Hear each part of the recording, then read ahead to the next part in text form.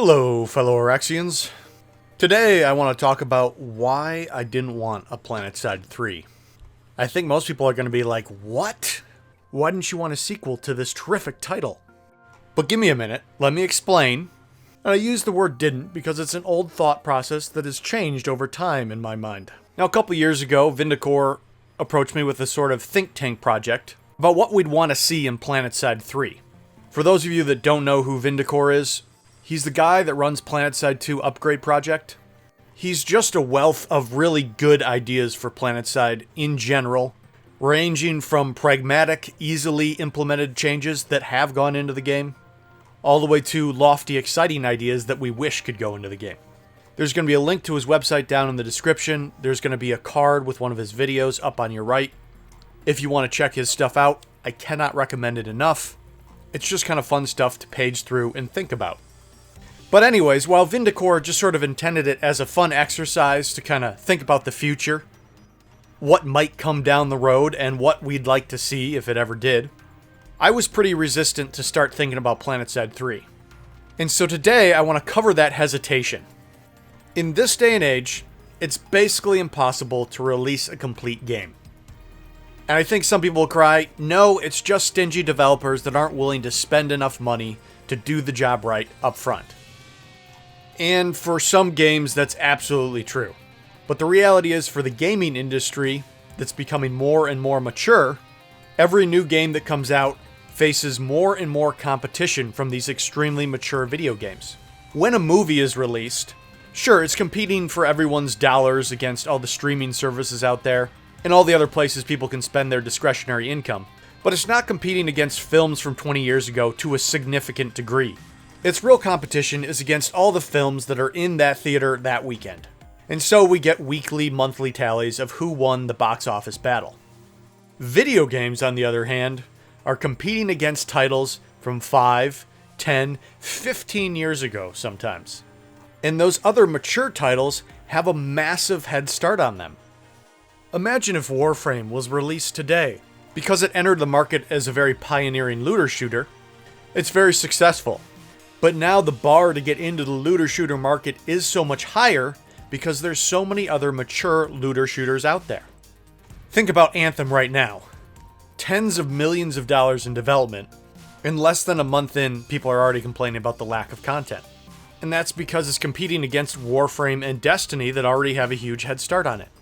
They must deliver better gameplay than those titles to be able to compete, but there is no way for them to compete right out the gate, at least in terms of sheer amount of content. And then if you hop over and think about Apex Legends, people are chomping at the bit for Battle Pass because they have that in PlayerUnknown's Battlegrounds, they have that in Fortnite. That is something they expect out of a Battle Royale title. Now, Respawn Entertainment did the right thing in terms of nailing compelling gameplay right out of the gate and saving some of those other things, like the Battle Pass, to be released as future content. But you can see how the bar goes up and up and up with all the other mature titles on the market. What is expected of a complete Battle Royale? And they are scrambling to meet that bar. So jumping back to Planetside, this is why I wanted to focus on finishing the existing title rather than jumping to the next one. Planetside has a tough task because it is trying to transcend genres. It's not just an FPS, it's not just an RPG, it's trying to be both. And unfortunately, it can't skate by and do first-person shooters not as good as other first-person shooters, and it can't do RPGs not as good. It has to do both of those concepts as good or better. And unfortunately, that basically means it just has to deliver more. I don't blame them for going the route of Planetside Arena because all they have to do is deliver one map, first-person shooter gameplay out of a Battle Royale lobby, and a Battle Pass. If you can get all that out there, you can say, hey, we've got a complete game on our hands, and go try to compete against the other titles out there and just try to be better. Planetside, on the other end, has never been able to deliver the complete experience. It hasn't delivered fair fights, and that's not because it can't, it's just a lot more difficult for it to do so. In a team deathmatch, you make it 8 versus 8, and you say, hey, good, we're done. For Planetside, with 1,000 to 2,000 people on a map, you have to come up with some very intricate, detailed battle flow spawn plans And it can absolutely be done if you take a look at something like Foxhole. It's just a lot more work than what it takes to deliver fair fights in a generic arena shooter. And on the RPG end, it doesn't have a good social hub, doesn't have good character progression, doesn't have satisfying loot. It's not complete in that genre. But what Planetside 2 does have is the basics. It has 4 continents. It has character models. It has vehicle and aircraft models. It has weapons. And it has fun gunplay. It's got a lot going for it. I didn't want Planetside 3 because it would have to redo all of this from scratch. My fear, if we ever got a Planetside 3, is that all they could do is get done what they did in Planetside 2 and never get all the other things done the game needed to be great. Like, I totally understand why Planetside 2 came out the way it did. You could develop a really intricate, well-designed resource battle flow spawn system, but if you did all of that and never built a continent, that doesn't work, right? The things that Planetside 2 got are the most basic requirements. You can't release a game without those. These other things, these meta things, these endgame things, you can go live without them. There is still potential gameplay even if they're not there. For Planetside 2 to really have released in a complete state, it would have needed triple the budget. But that's not the way games work these days. If you are someone that's going to get hung up and say, we have to have all of these features that these mature games like Warframe or PUBG have, you might as well give up on 99% of the games that get released in this day and age. Games don't get big enough budgets to launch with all the features people expect. They have to launch as complete as possible and then rush to finish themselves in the live state. So that is why, especially 2 years ago, when the game was still only 4 years old, I was like, no, guys, we can't give up on this title. If we give up here, we start from scratch on Planetside 3, and it's going to be the exact same results. They build new, better continents. They build new, better models. They put all this time and energy into getting done the things you have to do, the things you can't release without, the things that can't have placeholders. And again, the game would get released without good battle flow, so it can't deliver fair fights from an FPS game. And it would release without good character progression, so it can't deliver to people what they expect of an RPG. And let's say they didn't do all that. They tried to release a Planetside 3 with all the assets of a Planetside 2. It would just get branded as an asset flip and be dead upon arrival, even if they did fix all the endgame things Planetside 2 desperately needed. That was one of the most frustrating things for me to watch in the progression of Planetside 2. After launch, the first 2 big things that happened to Planetside 2 were attempts to reach more people. The first was OMFG, which was an attempt to reach more people that had lesser hardware that literally could not run the game. And the second was the push to bring it to PlayStation 4, which was only possible because of the performance improvements of OMFG, and again was an attempt to reach a wider audience. The problem is, they kept trying to reach a wider audience with an incomplete game. Far more necessary than trying to reach more people was really sharpening the edge of what Planetside offered. Really figuring out the battle flow, figuring out the individual character progression, and then once you got some of these items really nailed, really dialed in, then start saying, whoa, look what we've finished here, guys. Our cutting edge founding members, that we gave all sorts of perks for subscribing, stuck through it with us in the rough performance in that phase, and now we've really landed on something awesome. Now we can put our resources into OMFG and PlayStation 4 to try to bring it to more people, because we've really fine-tuned the product we're offering. It was a sort of cart before the horse type of thing, where they tried to get it in front of a bunch more people, while the underlying game was still extremely rough around the edges. At the 4-year mark, I was still like, okay, we did it backwards, but hey, that's done now. We're reaching in a wide audience. Let's come back. Let's hone this game. Let's fix these things. Then it has a chance. But as we know now, with Planetside Arena coming out soon, Daybreak Games, understandably, decided that Planetside 2's chance was over, and it was time to move on to the next title. And I am in agreement with them at this point. I've heard murmurings in the past, well, why not relaunch Planetside 2? The only way it could possibly make financial sense to put a lot more effort into Planetside 2 and a relaunch would be to force everyone to start from zero again. People like me that spent a lot of money on the game early on are just so far progressed, we have no reason to spend more money. And if they took it all away from us and made everyone start from zero, then those people would be all disappointed and have a deep sense of buyer's remorse and not want to buy into it again. We are too far down the road in Planetside 2 to make that be the vehicle to create this epic, persistent world, sandbox, MMO, RPG, FPS. So guys, all that being said, I'm there now, a place where many people were years ago. But let's start talking and dreaming about Planetside 3, which at this point would be the 5th installment in the Planetside series. Cover all the things that I wanted to see go into the game before we did OMFG and before we tried to port it to all sorts of platforms.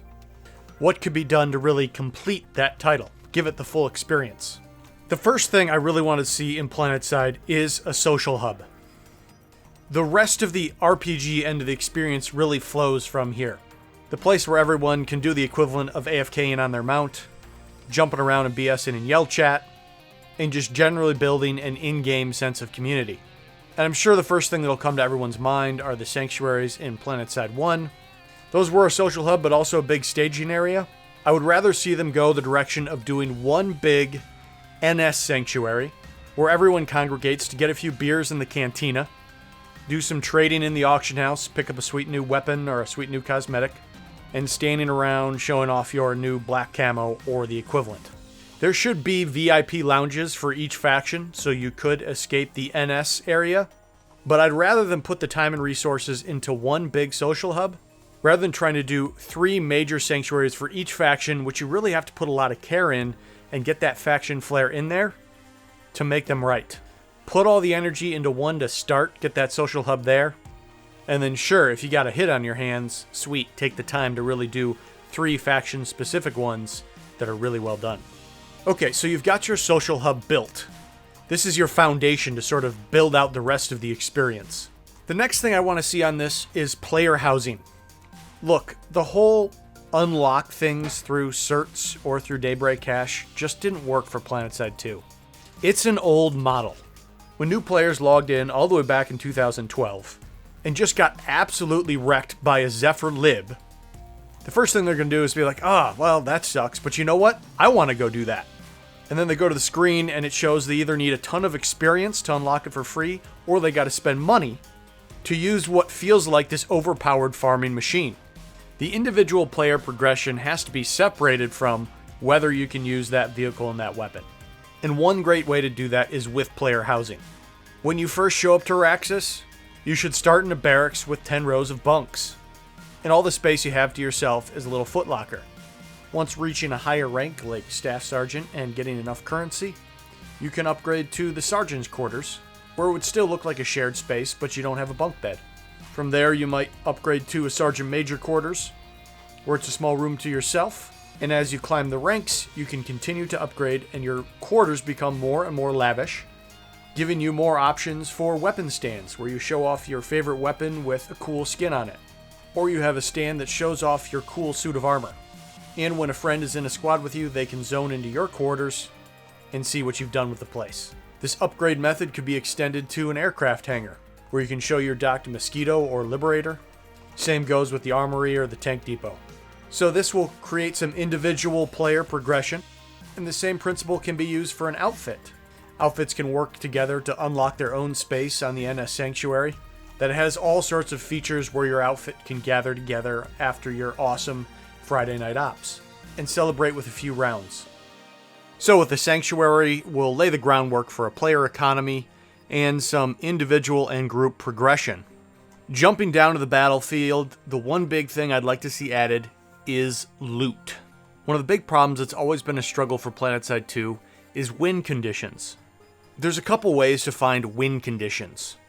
On one side of the coin, generally for people that are top 10% shooters, you can find an easy fight and farm the heck out of the enemy. Getting tons of kills and landing a high KDR can feel like a good win condition. On the other hand, to avoid getting farmed like that, you can group up with a big team. This is generally considered the Zerg. But since bases, especially facilities and large outposts, so heavily favor the defender, about the only way to get a win on these fights is to overpopulate them.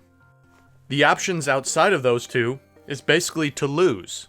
If you are not in a coordinated outfit attacking a biolab or a tower base, even pop, you are basically guaranteed a loss. What loot does is it brings win conditions without winning the fight. There has to be a loser in every battle.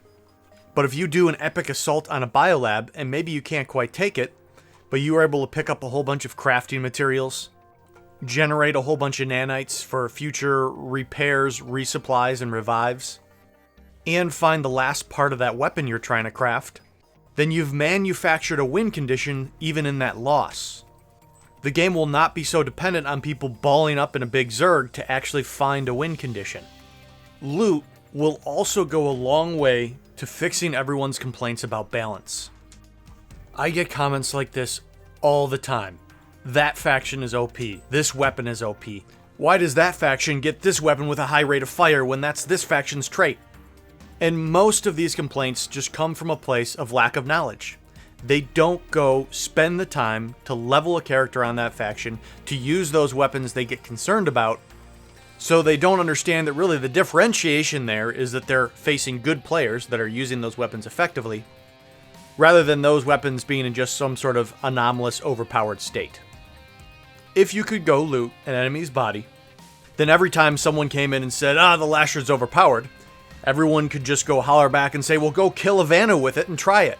No one wants to take the time to start another character to be able to use all of these other weapons. If they could find it in the environment, try it out, then they'd end up feeling more comfortable fighting against it, knowing its strength and its weaknesses. Certs to unlock everything is one of the most disappointing things to ever happen to this game. Character progression, new weapons, ISO. The fact that you can earn all of that just by hitting F on your engineer is the wrong way to go about it. There needs to be a journey, and you create that journey through loot. Killing an aircraft is more likely to drop these resources. Killing a tank is more likely to drop these resources. Reviving players might yield this type of resource over here, and so on and so forth. In this manner, when you're trying to craft the Dragoon, and you're looking for the right resource, the best option is not to be a stagnant one-dimensional player doing one thing. You are forced to explore the game in all the unique playstyles it offers. That'll help keep it fresh for everyone and push them out of their natural comfort zone.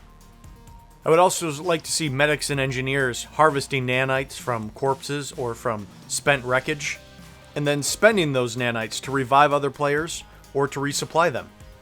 Someone could run an ant up from the last base to supply the medics and engineers with nanites for the push, but you're not forced to play that logistic game.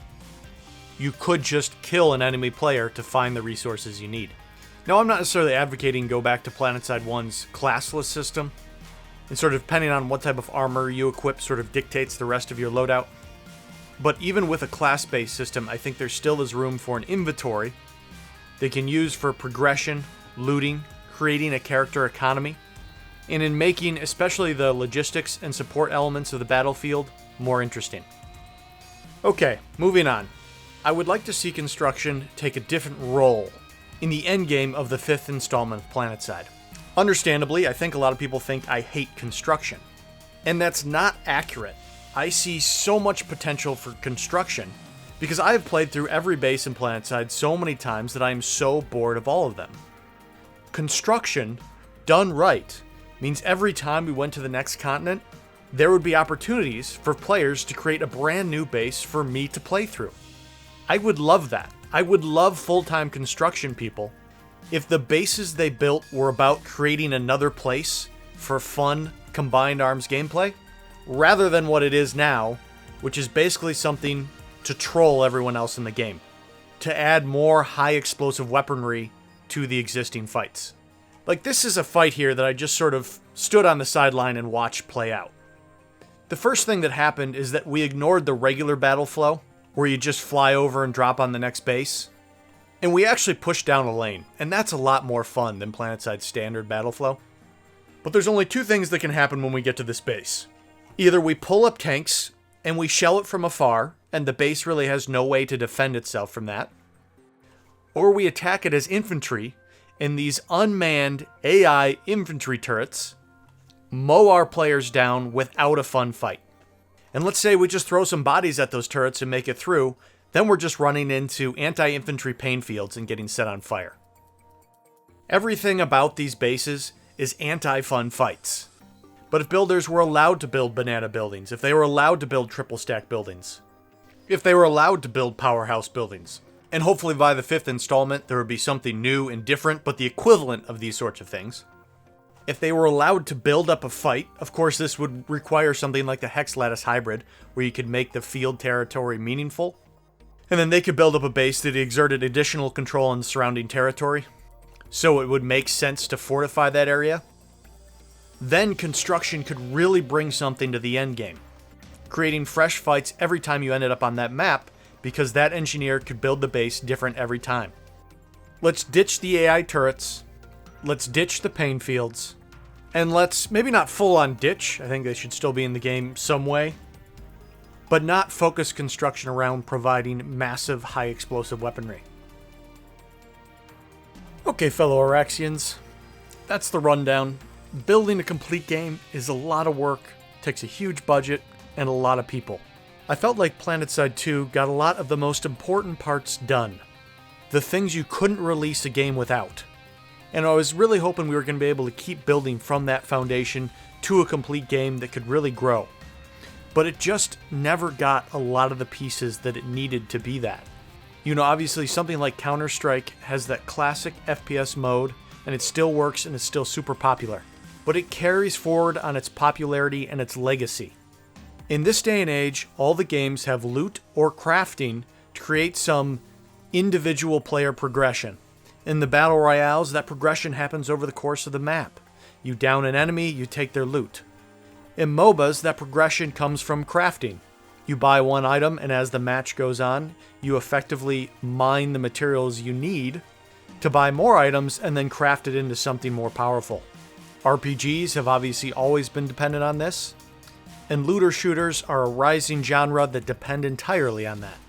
While Planetside delivered this amazing exhilaration of dropping into these huge-scale battles, it was never able to get these other features that are basically a requirement of modern-day games into the title, so it never felt complete. I think there really is a finite window for titles to get those necessary steps done to round themselves out before the march of times deems the necessary things they got done too old. That is, the continents and character models. And if a game does get too far away from its launch without rounding out all of its feature set, then you do have to start from scratch, rebuild a new world, rebuild new models, build new weapons and vehicles. And the cycle repeats itself. Can you do all of that, create something fresh and new, and find a way to get all the features that make it a complete game into the title in a short period of time after launch? We'll have to keep our eyes and ears peeled for whatever title comes next after Planetside Arena. I realize a lot of these ideas are very high level, not super fleshed out, and that's just because it would take a really long time to do that.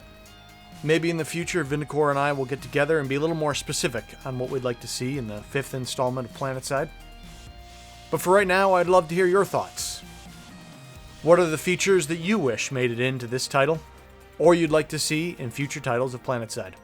Another great place to continue the discussion is in my Discord in the Planetside 2 Ideas and Development section. You can find that link on my channel's banner. That's all for now, fellow Araxians, and until next time, I will see you, Planetside.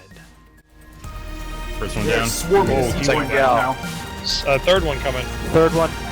Charlie Squad, you need to get to see what Cyan that's about to RPG go. is going to be. Do they have a hard spawn at sea? Coming. Yes, they There's do. Thunder direct died. south of the southern building. One of them dropped outside of B in the fields. Let's none of the gals made it. Big drop Got him coming. in a They beautiful all turret. rushing B point. They're rushing B point from the east. Shit ton NC. Great job, Charlie. Charlie bed. You're in tower, hold A Pushing point. back please. in. Beacon up at C, blue beacon.